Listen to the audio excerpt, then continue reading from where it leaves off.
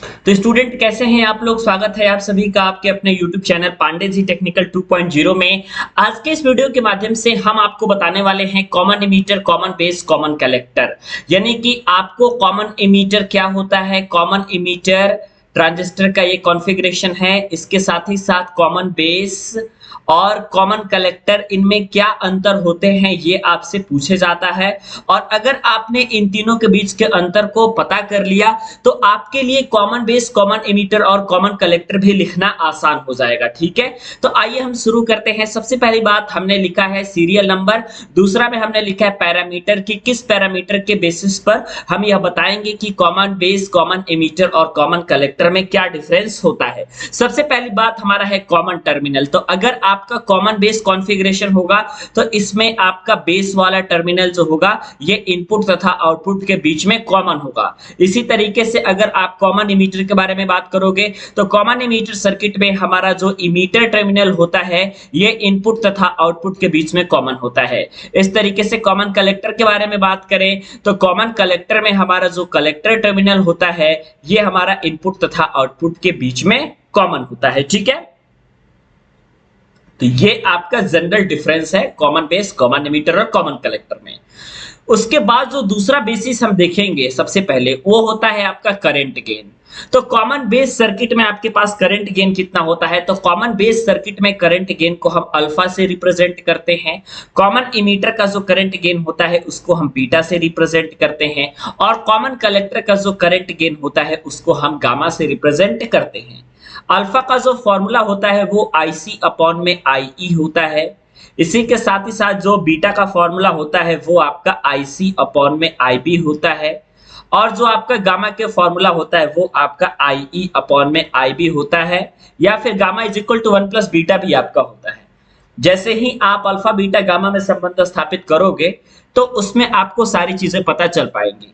ये भी आपकी वीडियोस बहुत ही जल्द आने वाली है। ठीक है, उसके बाद हम बात करते हैं इनपुट रेजिस्टेंस की, उसके बाद हम बात करेंगे आउटपुट रेजिस्टेंस का, उसके बाद हम बात करेंगे एप्लीकेशन का।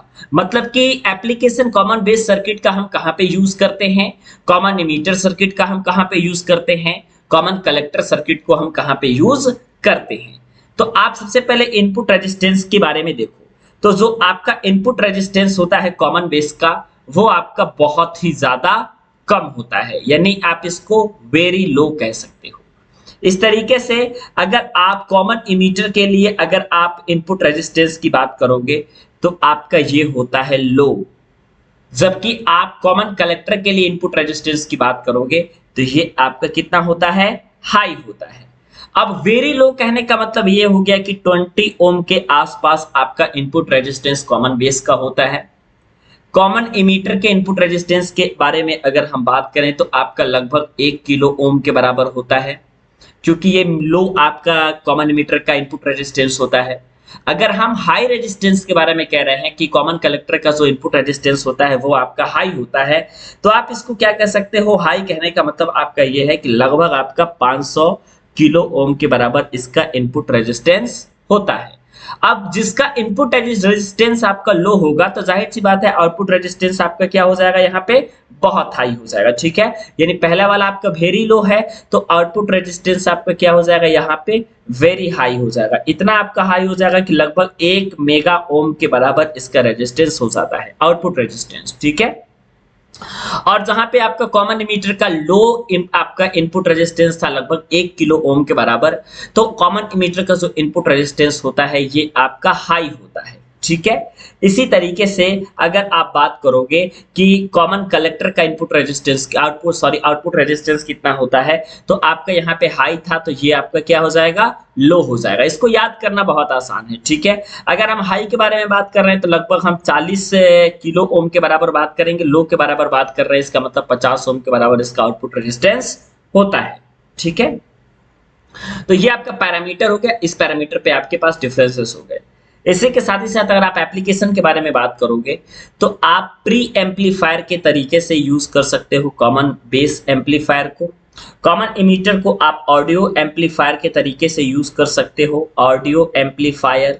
ठीक है, और अगर आप कॉमन कलेक्टर के बारे में बात करोगे तो आप इसको किस तरीके से यूज कर सकते हो, तो इम्पीडेंस मैचिंग के तरीके से यूज कर सकते हो कि इसका प्रयोग हम कहां करते हैं, इम्पीडेंस मैचिंग में करते हैं। ठीक है, तो ये आपका कुछ पैरामीटर हो गए जो कॉमन बेस, कॉमन एमिटर और कॉमन कलेक्टर के बीच में क्या होते हैं, डिफरेंस क्रिएट करते हैं। ठीक है, उम्मीद है ये वीडियो आपको समझ में आई होगी। अगर आपको वीडियो समझ में आती है, वीडियो को शेयर करें ज्यादा से ज्यादा और वीडियो को लाइक भी करें। धन्यवाद।